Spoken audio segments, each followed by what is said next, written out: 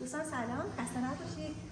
این نقشه سنگاییه که توی پروژه ملا صدرا قراره کار بکنیم و همونجور که قبلا توی ویدیوی قبلی براتون توضیح داده بودم، نقشه‌ای که فرمت شدن اینها رو کاملا مشخص میکنه، اینکه هر کدوم از این سنگ ها چه شماره‌ای دارن و چه جهتی باید قرار بگیرن و تشکیل چه گلی رو بدن.